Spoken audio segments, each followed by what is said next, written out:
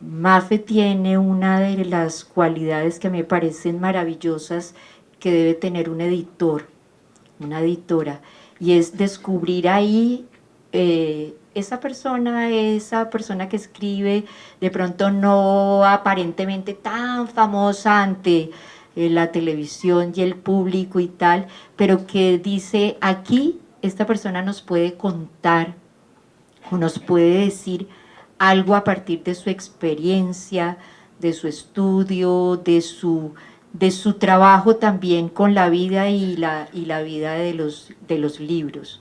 También puedo decir que ama profundamente los libros y siempre busca la posibilidad de hacerlos de otra manera, de generar otras posibilidades. Entonces, bueno, eso me encanta y hemos hecho varios proyectos juntas.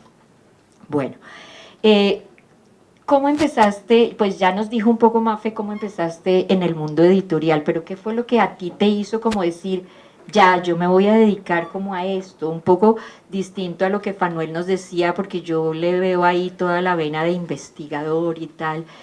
Tú te fuiste por el, que también es una otra manera de investigar, pero por el mundo editorial, que también es fascinante, aunque un poco oculto ante, ante los lectores.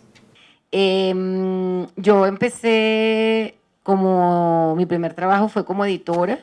Yo estudié ciencias políticas y letras. Y en Venezuela había una editorial, que es Monte Ávila Editores, que era una editorial subsidiada por el Estado venezolano, que era realmente la editorial más importante de América Latina.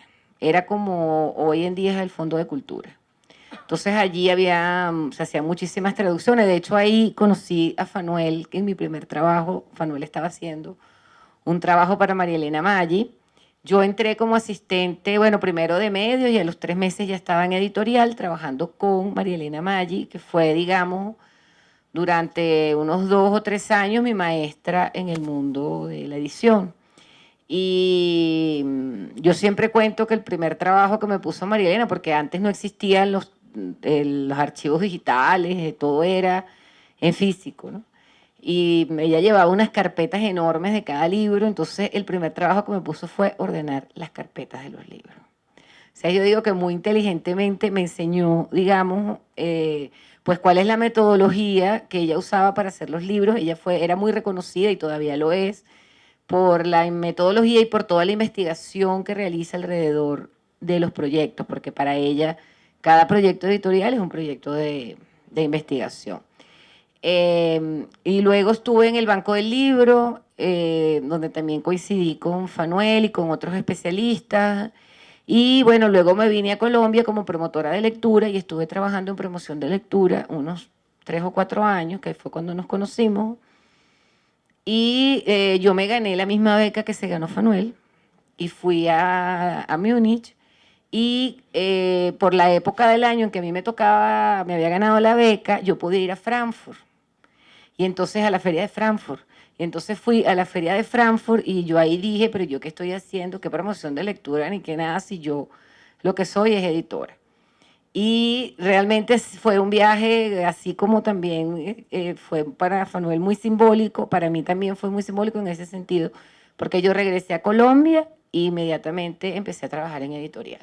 Siempre tuve como mucha suerte en el sentido de conseguir personas que, pues, directores de las editoriales que confiaron en mis ideas y en mis proyectos, ¿no? Entonces, digamos que esa es como mi corta historia, contada rapidísimo. Bueno, ¿cómo se piensa un editor un libro? ¿Cuáles son esas primeras ideas que surgen ahí cuando dices, nada, a, vamos a sacar un libro, como desde dónde lo haces, qué es lo que miras, como qué es lo que te atrapa y dices, por acá hay una historia que podemos contar, ilustrar, y empiezas a buscar una serie de cosas ahí. ¿Cómo es eso? Bueno, digamos que lo primero es saber uno dónde está uno situado y dónde está uno ubicado. Porque bueno, un editor profesional sabe que no todos los libros son para todas las editoriales o para todas las colecciones o para todas las series. Entonces, digamos que antes de empezar yo llamo esto arquitectura editorial, que es como todo lo que está detrás de un fondo y de un catálogo. Entonces, para pensar eso hay que, bueno, saber muy bien, bueno, qué es lo que quieres hacer. Si estás en una editorial grande, qué es lo que la editorial te está pidiendo, o si estás en una editorial alternativa, independiente, como puede ser Cataplum, bueno, cuál va a ser la línea que vas a desarrollar. Entonces, eso es como lo primero. O sea, pensar en qué va, cuál es el hilo narrativo de todo ese fondo. Y la pregunta es, ¿cómo se concibe un libro para niños? Bueno, hay tantas maneras, porque también es un trabajo muy creativo. Entonces depende, a veces el proyecto viene de la cabeza del editor, que dice, hagamos un libro de esto, esto no lo hay, es súper necesario, es súper importante, trabajemos en este proyecto, y entonces tú piensas quién podría escribirlo, y después de la escritura quién podría ilustrarlo, pero también hay proyectos que vienen de los autores, de los ilustradores. Entonces hay muchas vías, pero digamos que siempre hay, yo pienso que esto está muy dicho, pero es real, que el editor es el director de orquesta. Entonces yo pienso que un editor es el que ve el libro, ¿no? Porque por un lado tienes un manuscrito o algo allí que puede ser publicado, pero que necesita mucho trabajo. Entonces piensas, bueno, si es un libro álbum o si es un ilustrado, bueno, ¿quién podría ser ilustrador? Junto con el director de arte, yo siempre trabajaba con directores de arte. Junto con el director de arte, ver, bueno, quién podría ilustrar esto y tal. Entonces, yo pienso que es ver el libro. Ya cuando yo veo el libro, o sea, que me hago una idea del libro, yo ya sé que voy a publicar el libro y cómo va a quedar el libro y cómo va a ser el libro. Pero llegar a eso me ha costado 20 años. A poderme hacer esa idea, esa imagen de que este es el libro que quiero. Y entonces por eso voy a trabajar con este ilustrador, el formato va a ser este. Sí, claro, yo estoy hablando aquí en singular, pero yo tengo una directora, yo tengo trabajo con 2 directoras de arte que me ponen siempre me llaman a la atención y que no, ese formato no se puede, tienes que seguir en esta colección, entonces, o ese ilustrador no está tan bien, y bueno, pero es un trabajo en equipo, es un trabajo en equipo, y en mi caso, pues sí, yo tomo la decisión, pero depende del tipo de libro, también la tomo con el director de arte. Por ejemplo, si es un libro álbum, el director de arte es fundamental. Entonces yo no me atrevo a empezar un proyecto de un libro si la directora de arte no ha leído el texto y no está de acuerdo conmigo. Cuando yo trabajé en Editorial Norma, que además eran textos educativos, la cosa se comporta distinta. Un poco nos decía Fanuel eso en la charla. Hay miles de libros ahora que están publicados y uno dice, ¿a qué horas me los voy a leer? Pero hay unos que uno dice, pues tampoco, porque muchas de las cosas que algunas editoriales hacen, claro, deben sobrevivir, por supuesto, pero es para aumentar ventas, ventas, ventas, ventas, ventas. Y sí, de alguna manera, pues si no se vende, pues se muere la editorial. Pero en el ejercicio que hacíamos pensando los libros educativos que están en primero, que para segundo, que para tercero, para cuarto, se hace también toda una investigación ahí de mercado, se hace un mercadeo, de mirar cuáles son las necesidades y todo, y se van mirando y de acuerdo con eso se hacen propuestas. También no es salido de la manga de nada, pero va mucho hacia cómo vender y cómo posicionar un libro. Desde lo que nos cuenta también María Fernanda, es como esa posibilidad de encantamiento también que tienen los libros y que ya Fanuel nos hablaba. ¿Qué te parece si hablamos de los que acaban casi de salir del horno? Los libros. Ya algunos de ellos los tenemos en Fundali y María Fernanda me preguntaba, veo que de esos libros ya están forrados. Y le dije, y están un poquito deteriorados. Quiere decir que esos niños ya bastante lo han cogido y los han degustado, los han mordido, los han saboreado, les han puesto pedacitos no, de helado no, porque allá no damos helado, de hierbitas, de que comemos, de grasita que se untan, de tierra que están por ahí. Y entonces vamos a hablar primero de Tantán. ¿Lo conocen? ¿Lo conocen? ¿Lo conocen otras personas diferentes de Fundali? ¿Sí? ¿Ha llegado ya o no ha llegado? Bueno, listo. Pásamelo y yo lo voy leyendo. Ah, bueno, sí. Vamos a irlo leyendo y ustedes lo van a poder seguir aquí en la Tantán. ¡Aú!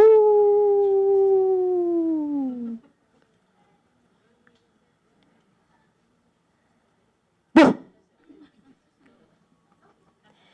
¡Cataplum!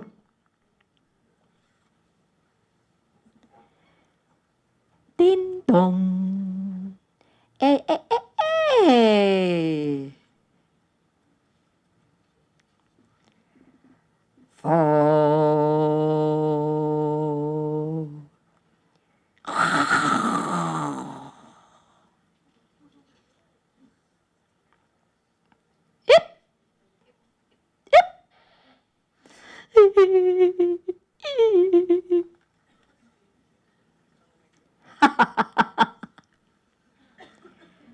¡Capum!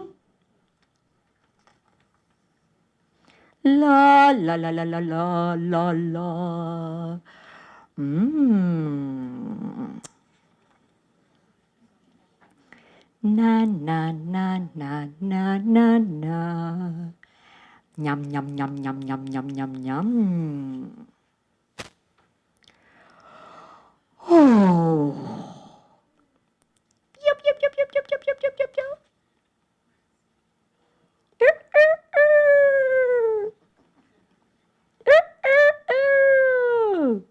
Rum, rum, rum, rum.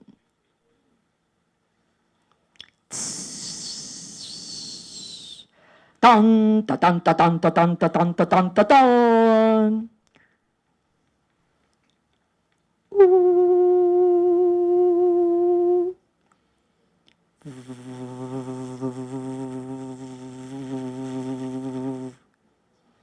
Waf.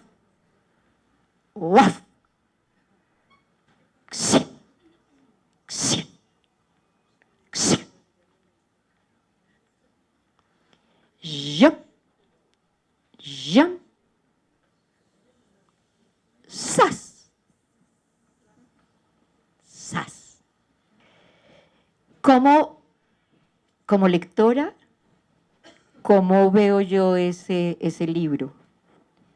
Un libro sencillamente contundente, directo y rítmico para los más pequeños. Pero a que a ustedes también les gustó. Bueno.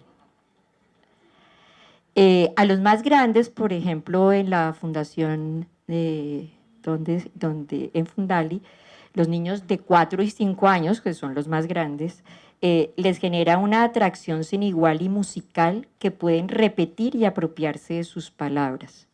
Ahí, ellos están próximos a irse a colegio, una institución formal, pero aún se están aproximando de muchas maneras y desde hace rato se han aproximado a las palabras de las historias, de los libros, de las voces de sus maestras, de todos los que acompañamos ahí, pues sus propias voces también.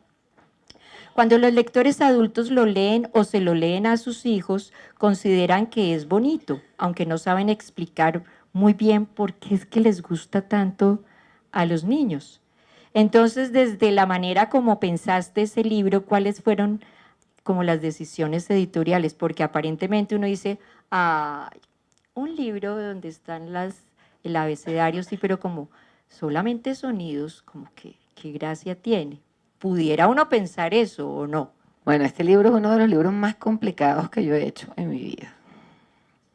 Porque la verdad yo no escogí, o sea, la ilustradora me escogió a mí, que no es la ilustradora, bueno, en este caso es la ilustradora, la bordadora, y bueno, ahorita les cuento bien como la técnica. Claro, cuando vi el proyecto, ya yo había trabajado mucho con Paula, y cuando vi el proyecto dije, bueno, esto entra de una en la línea de Cataplum, que es como todo, tiene como toda una vertiente de juego con el lenguaje. Después tenemos el diccionario de Darío Jaramillo, o tenemos el No se aburra, que ya es un clásico, también. Entonces, bueno, este libro entraba perfectamente. Aquí se tomaron muchas decisiones, bueno, empezando por las onomatopeyas, porque esto realmente es un abecedario de onomatopeyas.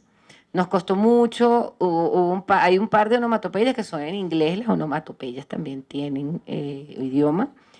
Y digamos, nos costó mucho como decidir cuáles iban a ser las finales, porque también tenía mucho que ver con que Paula pudiera desarrollar allí personajes que estuvieran haciendo acciones, porque también es un abecedario de sonido, pero también es un abecedario de personajes, porque en este libro viven muchos personajes que están haciendo cosas continuamente y produciendo sonido además. Entonces, digamos, este es un libro donde trabajamos mucho, primero, cuáles iban a ser las onomatopeyas, luego la paleta de color, esa paleta de color. Este es un libro que es hecho en serigrafía, las letras son hechas en serigrafía, estampadas o sea, están estampadas en tela y bordado. O sea, los personajes que ven, o sea, todo lo que ven alrededor de la letra es bordado.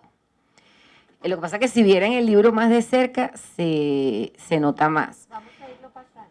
Fue todo muy difícil porque, bueno, primero tuvimos que escoger la tela. En este caso escogimos una tela muy blanca porque los libros, cuando uno se pone a hacer un libro de estos, es cuando se entera que si no tendría que ser un larguero de bordados para que los hilos no peguen como en las páginas en contracorriente. A veces las telas se estiran cuando son tan largas, se ensucian. Paula, de hecho, tuvo que repetir varios bordados porque cuando los fue a lavar se destiñeron los colores.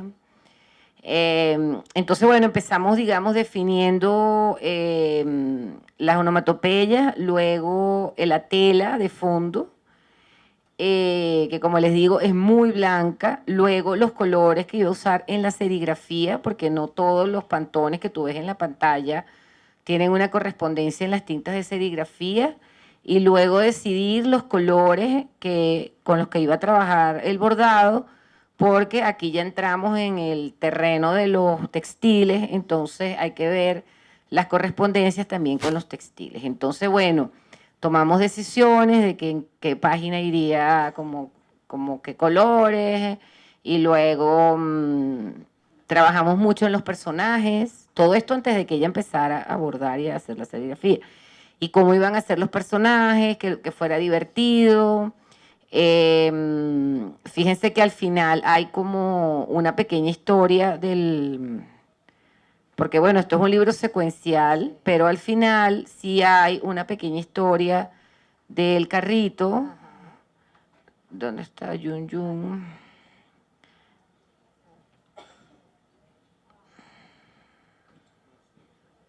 Aquí, que ven que está el señor de la moto, que bueno, Yun Yun, y luego Sass, que hay una mini historia al final que tiene como ahí su toque divertido. Entonces es un libro que también explora mucho el tema del humor y de la sorpresa.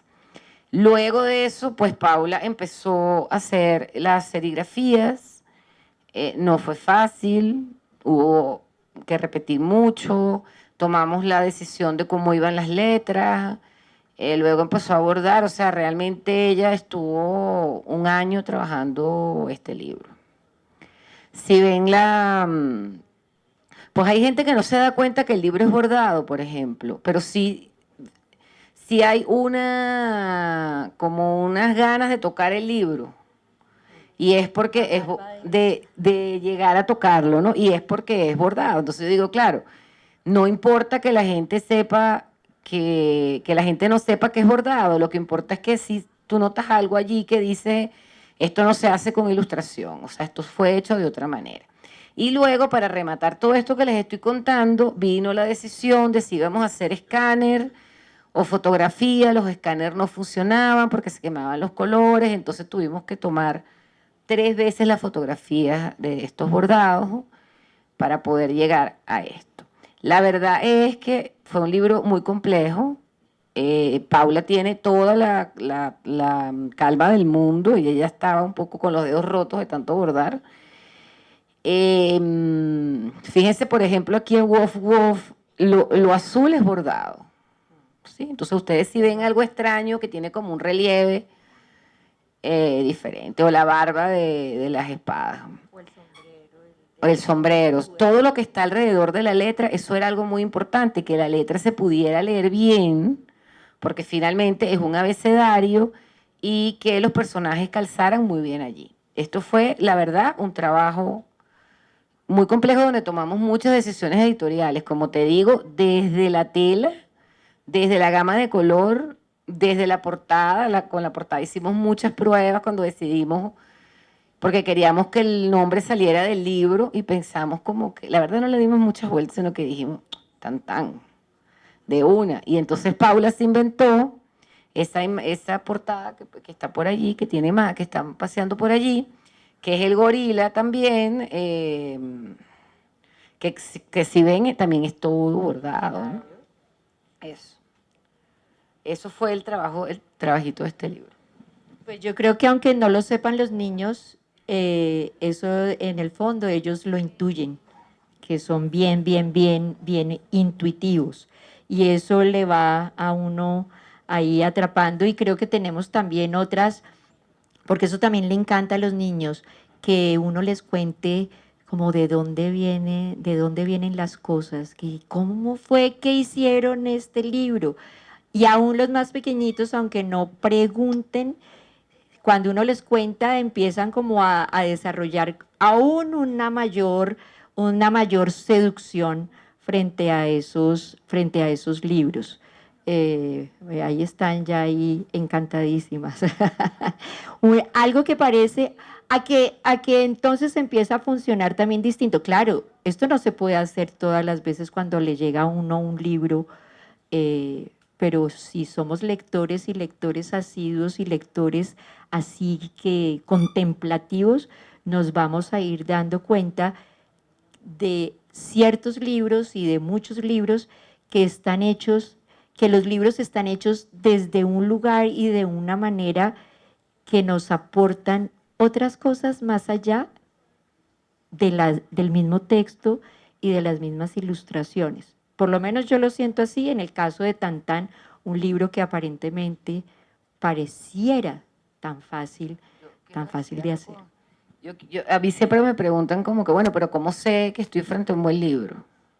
Digo, bueno, uno para formarse tiene que ver muchos libros y confiar mucho uno también en uno como lector, y ver si le gusta un libro, por qué le gusta, si no le gusta, por qué no le gusta, y empezar como a escudriñar allí, bueno, pero qué ilustración será esta, que me gusta tanto, ver qué otros libros se parecen, o sea, porque también es un reto de uno como lector, porque por más cursos y pues, y más seminarios y más todo, bueno, está el trabajo de uno, el reto de uno como lector y como especialista, porque pues los mediadores finalmente deben ser especialistas en libros para niños. Lo estaba diciendo Fanuel ahorita, o sea, ¿qué vas a leer?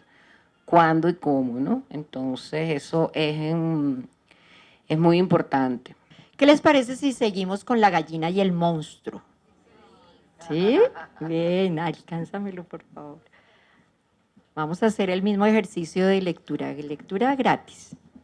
La gallina y el monstruo, de Triunfo Arciniegas, que sí seguramente muchos de nosotros lo hemos leído, y Mariana Ruiz Johnson. Bueno, entonces, La gallina y el monstruo, como Cataplum lo refiere, es una historia de Triunfo Arciniegas en donde aparece una alegoría del cuento del patito feo. El Patito Feo sí lo conocemos todos, ¿verdad?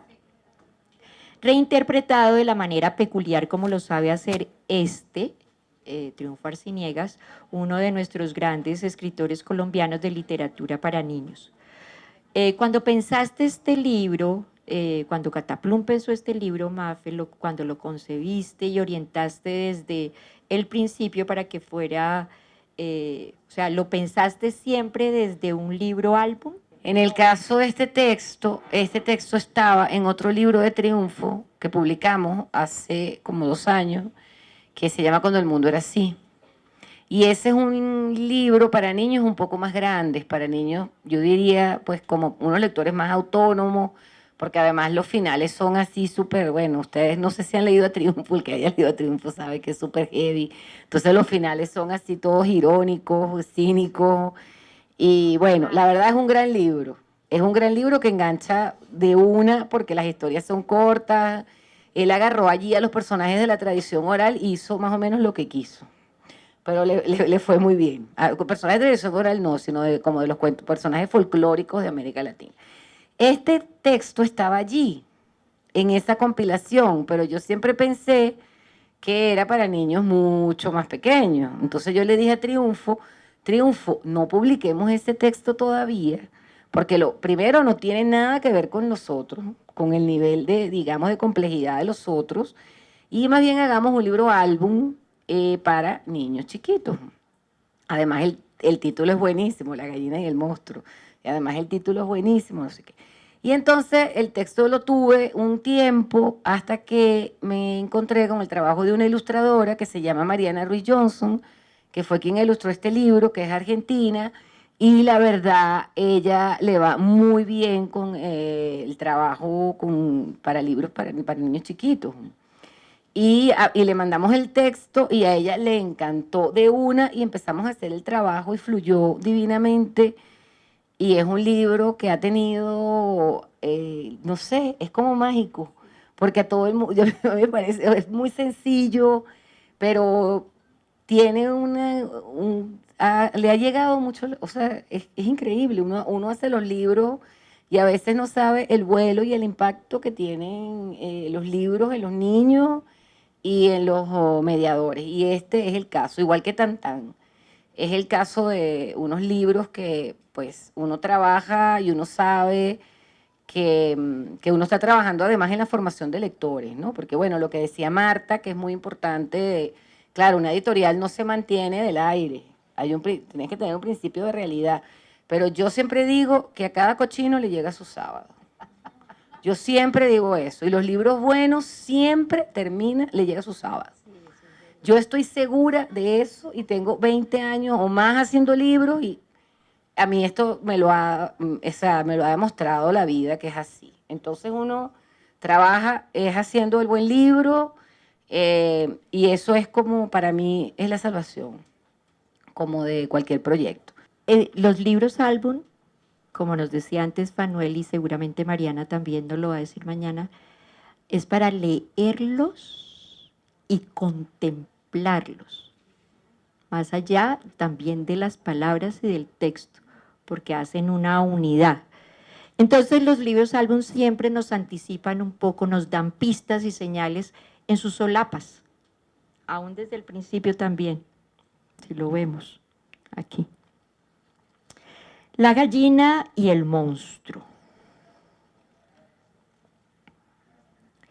Los 6 pollitos llegaron corriendo a casa. Hay un animal extraño en el bosque, dijo el primer pollito, y se escondió detrás de mamá gallina. Un animal feroz, dijo el segundo pollito, paralizado de miedo. Negro y despelucado, dijo el tercer pollito, tembloroso. Un monstruo, dijo el cuarto pollito, brincando como loco. Hacía unos ruidos espantosos, dijo el quinto pollito, abriendo y cerrando las alas. Y nos quería comer, dijo el sexto pollito, casi sin respiración. Vamos a ver, dijo mamá gallina dirigiéndose al bosque. Detrás, como un tren, tipi, tipi, tipi, tipi, tipi, los 6 pollitos. El viento silbaba, agitando los matorrales. Las nubes se habían oscurecido. El bosque mantenía su extraño encanto. Pero allí no había ningún animal feroz, negro y despelucado. Allí no había ningún monstruo que hiciera ruidos espantosos, sino un animalito asustado y muerto de frío. Es un pollito como ustedes, dijo mamá gallina. Ay, soy un pobre pollito sin hogar, dijo el pollito llorando desconsolado. Los otros saltaron para esquivar el reguero de lágrimas. Me caí en el barro y miren cómo me volví, dijo el pobre pollito. La solución es fácil, dijo mamá gallina. Tienes que bañarte. ¿De verdad que no eres un monstruo? Dijeron los seis pollitos. Soy un pobre pollito. No tengo mamá ni tengo hermanos. Ya tienes mamá y tienes hermanos, dijo mamá gallina. Ay, tengo hambre, dijo el pobre pollito. La solución es fácil, dijo mamá gallina. Y mamá gallina y los 7 pollitos volvieron a casa. Los niños dicen, ¿y por qué el primero? ¿Por qué el pollito comió primero y no lo bañaron primero? Sí, bueno, primero se satisface lo fundamental, ¿no? Que es el hambre, y después viene el baño. Pero sí, los niños siempre dicen, ¿pero por qué no lo bañaron primero? ¿O por qué no se quedó marrón? ¿Por qué no se quedó marrón? Porque, bueno, nada, sí está en la historia, pero lo primero es lo primero, el alimento y el sentirse seguramente acompañado por los otros, acompañado por una mamá gallina. ¿Por qué son tan importantes los libros álbum en la primera infancia y en general en la vida de los lectores? Ya algo nos contó Fanuel, pero desde el punto de vista editorial, ¿por qué lo consideras así? Bueno, yo pienso que el libro álbum hoy en día es un género, bueno, es un género que está todo el tiempo transformándose, y decir hoy en día que es un libro álbum, pues sí, hay muchas maneras de categorizarlo, pero el libro álbum está cambiando continuamente porque es un género que está muy vinculado al arte, ¿no? Por las imágenes. Entonces, bueno, hay libros álbum para todas las edades. Estos libros álbum que hemos leído, bueno, Tan Tan no es un libro álbum, es un libro ilustrado. Este es un libro álbum para niños pequeños, y digamos que, bueno, la importancia del álbum para los niños pequeños, pienso, es que acerca fácilmente, no usamos esa palabra, sino que introduce al niño en el universo literario, desde la palabra y desde la imagen. Yo pienso que la mejor forma de definir hoy en día un álbum es que es una experiencia. O sea, y los que hemos leído álbumes sabemos que leer un álbum es una experiencia que está vinculada con la palabra y con la imagen. Entonces, esa es una experiencia que solamente de lectura, que solamente puede dar el libro álbum, y que es muy importante que tengan los niños pequeños, que para mí es, digamos, es el género por excelencia para niños pequeños, porque los introduce en el mundo literario de la mano de la palabra y de la imagen. A todos nosotros se preocuparon mucho por alfabetizarnos en la palabra, pero a nosotros nadie nos alfabetizó en la imagen. Y los niños hoy en día, uno se da cuenta, por ejemplo, hay libros que yo no entiendo y que entienden niños de 5 y 6 años. Y yo no los entiendo. Entonces, claro, ahí también uno dice, yo digo, bueno, sí, pero esto está bien resuelto. Yo a veces veo como un problema no solamente en los libros álbum, sino también en la narrativa, que es como los autores se han tomado muy en serio la muerte del autor. Entonces dejan como unas pinceladas, y también el ilustrador como autor dejan mucho peso de, digamos, de la comprensión del texto al lector. Y entonces llega un punto en que uno no sabe, o sea, esas puntadas que deben dar los autores no están como tan bien dadas, entonces uno está como navegando ahí, pues no sabe si lo que está leyendo es o no es, y busca pistas por todos lados y de repente las encuentra y de repente no. Yo pienso que un libro álbum, o sea, que el solo hecho de nombrar un libro como un álbum ya es como eh, ¿cómo es el término?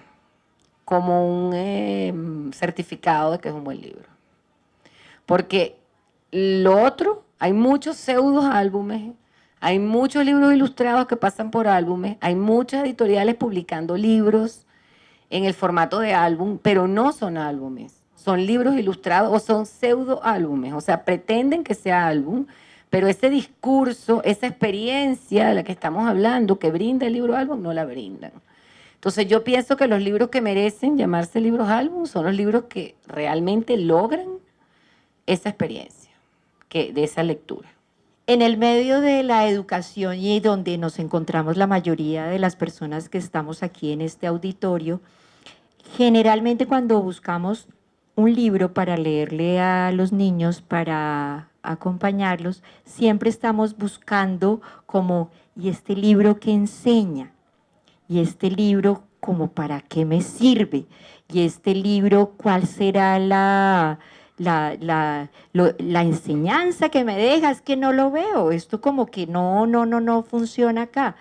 Y los libros álbum, para mí también tienen ese gran encanto que no dicen todo lo que de pronto nosotros como lectores grandes o que estamos empezando en ese ser lectores, quisiéramos encontrar casi como maestros, porque los maestros tenemos un gran vicio y es que todo lo queremos enseñar y si no queda bien enseñado, pareciera que los niños no lo van a aprender nunca y no se van a ir con esa enseñanza. Y no sé, en mis años de experiencia creo que eso no sirve mucho. Sirve la posibilidad de acercar, en este caso de los libros álbum, a ese lector que empieza, a ese lector que tiene menos años que nosotros, pero seguramente tiene más experiencia interior, intuitiva que nosotros muchas veces, para que lo que pasa entre el libro y ese lector, esos niños, realmente pase. Y no tenemos ni siquiera que enterarnos nosotros, los que dizque maestros, sino, no lo digo despectivamente, porque a mí me encanta ser maestra, sino que a veces nosotros queremos tener todo como muy claro y muy organizado y esto tiene este resultado, pero con los libros álbum y los lectores pasa como que se queda en una relación así como de intimidad. La semana pasada, con este libro, iba saliendo una niña de, ¿cuántos años, Vanessa, es que tiene Gabriela? De 2 años, así. Iba para su casa con el libro, chan, chan, chan, chan, chan, feliz, caminando sola, y le digo, no puedes irte con ese libro. Me hace como una cara como, usted es muy mala. Y le digo, no, es que se tiene que quedar a dormir acá en este lugar. Pues déjame darle un besito y tal, pero ella como que, ay, por favor, no me aleje de esto que me está diciendo un montón de cosas, ¿sí? Bueno, yo lo hice, pero al otro día seguramente ella lo primero que hizo, y fue así, ¿no? Fue buscar ese libro y volverlo a abrazar y decirle a la profe, ¿no lo lees? ¿Nos lees este libro?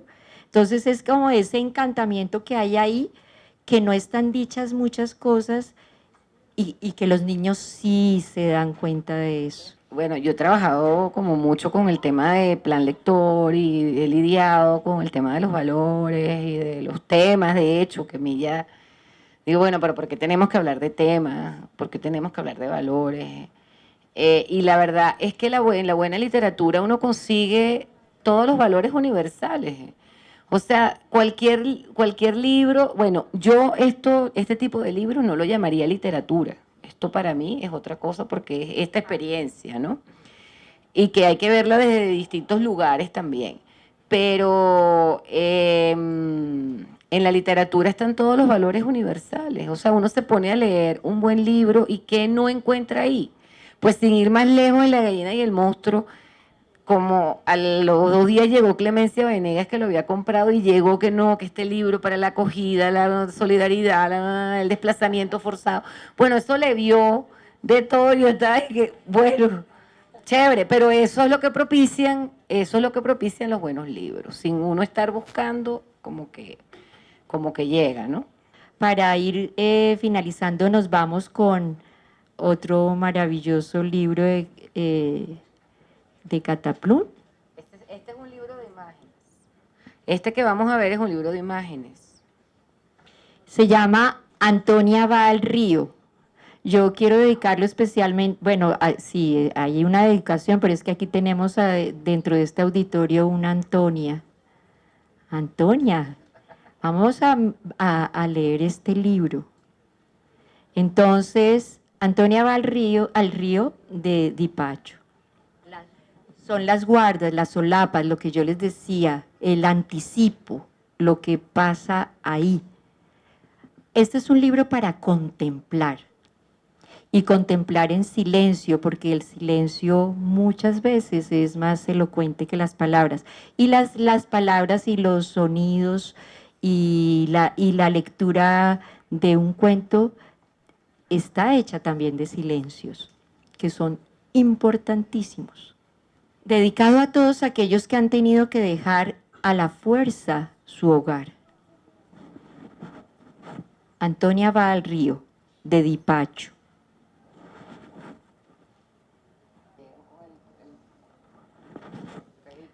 Están llegando, está el perro, pero está también el ganso, está el perico.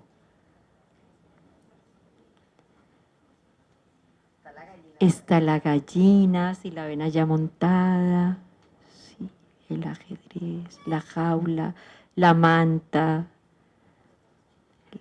el bolso, la maleta. Y ven a lo lejos. Niño chévere. Esto sale hay una exposición, eso lo contó Dipacho, hay una exposición de Héctor Abad Colorado, que saben que es un fotógrafo maravilloso colombiano que ha fotografiado sobre todo a las víctimas del conflicto, y en una de las fotos pues vio el barco que se llamaba Niño Chévere. Si nos damos cuenta, este libro está hecho de detalles, que pudiéramos quedarnos aquí un montón de tiempo mirándolo. Yo ojalá lo puedan ver poco a poco y lentamente y contemplarlo. Ahí ven a Antonia que está en el borde, allá está Antonia en el borde del barco, y ya están todos montados en el barco.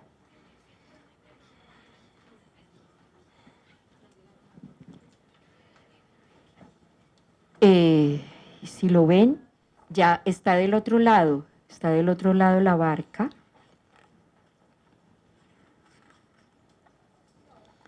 Del otro lado le dice adiós. Aquí vemos que llegan a otro paisaje. A otros.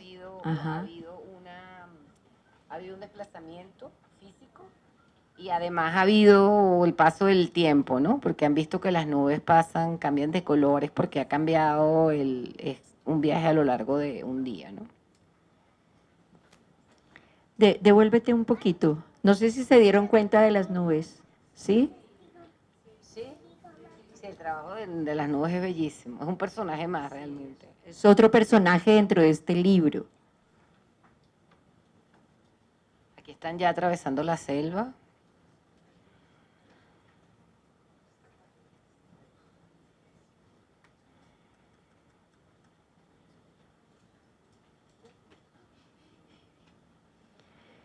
Van viendo cómo se van asomando los personajes que aparecen ahí, detrás, en esa selva.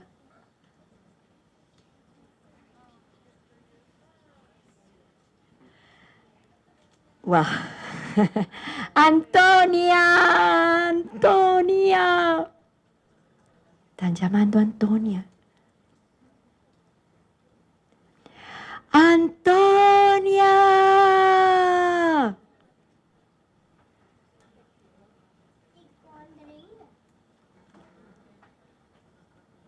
¿Dónde? ¿Qué habrá pasado? Antonia. Chao. No dice chao, pero yo lo estoy diciendo porque dejan escapar, pues le abren la puerta al perico, le dan también el adiós y la despedida y se embarcan en otro espacio, en otro recorrido, en otro paisaje, en otro lugar. Y miren para dónde está mirando Antonia. Devuélvete, devuélvete, devuélvete. Sí, ahí está, bueno, no. Perdón, ¿dónde quedó Antonia?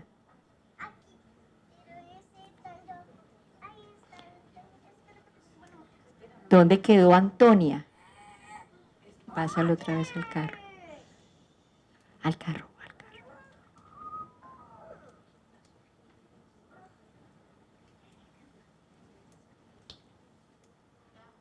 Perdón, pero es que no sé pasar eso.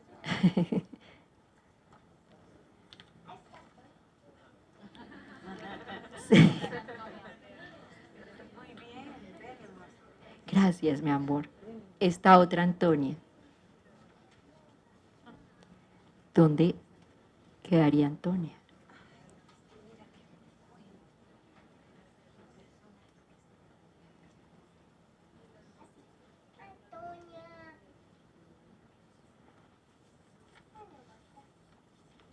Antonia y la niña, así como le sucede a muchos, deben partir. Y cuando esto pasa, se gana y se pierde. Sí, bueno, este es un libro que yo pienso que tiene diferentes niveles de lectura y diferentes resonancias dependiendo de quién sea el lector. Para un niño que no haya enfrentado una situación de desplazamiento o una migración, pues posiblemente quede la anécdota y en la pérdida de Antonia. Para un niño o para adultos que han enfrentado o que han tenido cerca situaciones de estas, yo pienso, bueno, esto habla de las migraciones, inmediatamente, bueno, yo como venezolana me remite al caso de los venezolanos, pero también habla del desplazamiento aquí en Colombia y son imágenes que podría pensar que lo mismo podría pasar en África, en Siria, ¿sí? Lo que pasa es que, bueno, por los colores y todo nos damos cuenta que estamos en Colombia, aunque pudiéramos no estar. Entonces, para los adultos y los niños que han pasado por estas circunstancias, que son muchos y cada vez van a ser más, porque este es el siglo de las migraciones, digamos, este libro es un espejo y funciona como espejo. Y la idea, yo no creo que los libros sean utilitarios en el sentido de que con este libro se puede hacer esto, pero yo creo que este es un libro que puede generar una reflexión interesante alrededor de lo que han vivido muchas personas y puede asomarle, porque bueno, nosotros vemos a las personas en situación de desplazamiento, a los migrantes, y no sabemos todo lo que han pasado para llegar ahí, todo lo que han perdido y todo lo que han tenido que dejar. Entonces es un libro que está, bueno, dedicado a las personas que han vivido esta situación, pero que también es una puerta, una ventana para quienes no la hayan vivido, entiendan también lo que puede pasar, lo que han pasado estas personas. Entonces, es un libro para niños, es un libro para todas las edades. Es un libro para niños, es un libro también para adultos, es un libro que necesita sin lugar a dudas el trabajo de un mediador, como sucede con todos los libros. Yo pienso que mientras más pequeño sea el niño, más importante es el trabajo del mediador, del promotor de lectura. Entonces, bueno, este es un libro que necesita un mediador. Entonces, bueno, digamos, sí, eso.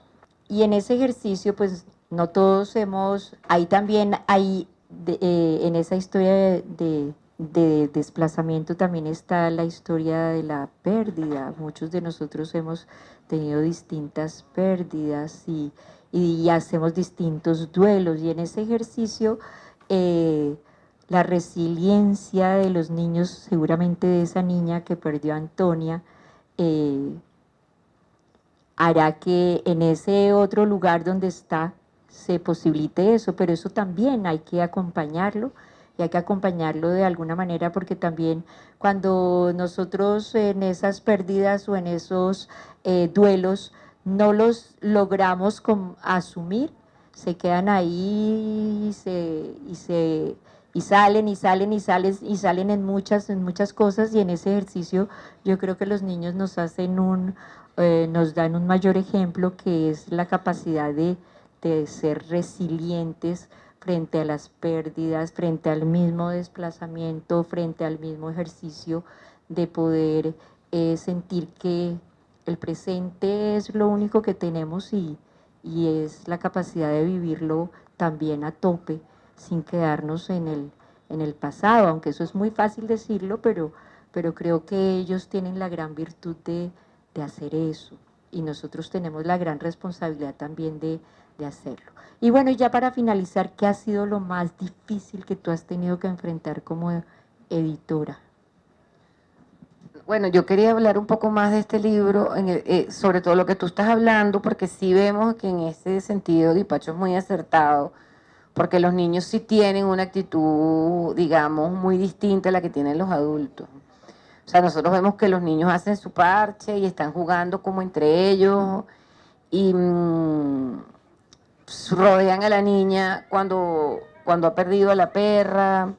Y digamos, la figura del perico también es como muy importante y muy simbólica. El perico viene siendo un personaje muy secundario que toma, digamos, el protagonismo, porque lo que pasa con él es muy simbólico, porque lo sueltan y él va con ellos y los acompaña una parte del camino hasta que encuentra su hábitat. Entonces yo digo, bueno, uno con respecto a lo que le pasó a Antonia, uno podría pensar que Antonia se quedó en la selva, aunque es poco probable, pero pensemos que se pudo quedar en la selva. Y también podemos hablar de cosas como que, bueno, ¿y por qué los niños la niña no la protegió más como si protegieron al perico? O sea, uno puede, digamos, especular mucho con muchas cosas en el libro, y eso es lo sabroso. Es muy difícil hacer libros de imágenes, y que por lo mismo que estamos hablando, porque no estamos tan alfabetizados en la imagen, pero más allá de eso es difícil hacer libros de imágenes y que esos libros logren conmover. Es muy difícil, muy, muy difícil, porque siempre hace falta como la palabra, ¿no? Y lo más difícil que he tenido que enfrentar como editora, muchas cosas, pero yo diría que aprendizajes, en el sentido de que yo creo que un editor debe ser un gran argumentador de su trabajo. Entonces me ha tocado tener que argumentar mi trabajo no solamente frente a comerciales, a grandes grupos, sino también frente a libreros y frente a la crítica. Entonces creo que eso es importante, y digamos que mi formación, pues yo tengo una formación muy literaria, entonces formarme en lo gráfico, en la ilustración, con todo y que trabajo con una directora de arte, pero yo sí siento que ahí yo he tenido un crecimiento importante en todos estos años de edición. Pero yo pienso que eso es lo más difícil. Yo también llegan... Yo también edito novelas, ¿sí? Entonces también me he visto frente a novelas que, bueno, uno se la piensa. O sea, como por ejemplo, no sé si conocen, Era como mi sombra, de Pilar Lozano, o un libro como La Muda de Francisco Montaña. Esos libros yo los edité. Y en ese momento fue difícil tomar la decisión de ver que, por ejemplo, en el libro de Pilar, yo le decía a Pilar, pero es que esto está demasiado fuerte. O sea, yo no sé cómo explicarte, porque claro, Pilar es periodista, es cronista, y estaba contando las cosas como muy descarnadamente, y decía, no, esto hay que meterle como más literatura, porque esto está todavía muy en la crónica, y sin embargo el libro quedó muy en la crónica, pero publicar, tomar la decisión de publicar la historia de dos niños guerrilleros, de una novela de dos niños guerrilleros, fue un paso difícil. Y es un libro que ha tenido un éxito impresionante, impresionante, pero fue un paso difícil porque uno no sabe qué puede pasar, ¿no? En el marco de un plan lector, con los maestros, con los papás. Y bueno, y con La Muda fue igual. O sea, y son libros a los que yo nunca les he censurado nada. Yo, la verdad, nunca he censurado nada porque entiendo perfectamente de qué se trata la literatura. Pero sí defiendo también al lector en el sentido de que, bueno, ya va, esto está como salido de tono, esto no tiene como la coherencia, el tono, o los personajes están un poco como fuera de foco, como desaforados. O sea, uno también entiende, por eso les digo que es muy importante saber dónde está uno y para qué. O sea, dónde van a circular los libros que uno publica. Porque esos libros, por ejemplo, que están dentro de un plan lector, van sin mí a las escuelas, van solos, van sin el autor, o sea, llegan allá y los papás los ven. Sí, entonces uno es una gran responsabilidad, se tienen que valer por sí mismos. Entonces, bueno, eso yo creo que es lo más difícil, publicar libros. Este libro también fue una decisión difícil, publicarlo, porque no es el libro que tú dices, el libro más comercial del mundo. Puede serlo, pero tú sabes que es un tema difícil. O sea, a mí con este libro, yo se lo he mostrado a gente que se ha puesto a llorar, pero me ha tocado calmar gente cercana porque por el tema de la perra, por ejemplo. Los que tienen mascotas quedan muy afectados por el tema de la perra. Sí, ustedes han visto el libro en la pantalla y es como un poco, hay como una distancia, ¿no? A que agarren el libro y tengan como esa lectura íntima. Entonces, es un paso, o sea, es como una osadía. Que yo digo que ya los temas difíciles están tan naturalizados que no es ninguna osadía. Pero en este libro en particular, sí es un libro especialmente complejo, porque todo el mundo está esperando el final feliz del libro de que sí, y no lo hay. Esos dos libros que también nombró Mafe, se los recomendamos. Los dos me conmovieron mucho cuando los leí. Y el último que leí fue el de Pilar Lozano y Este libro es maravilloso. Maravilloso. Se lo recomiendo. Muy bien. Bueno, muchas gracias María Fernanda por haber estado. A ustedes. Mil gracias.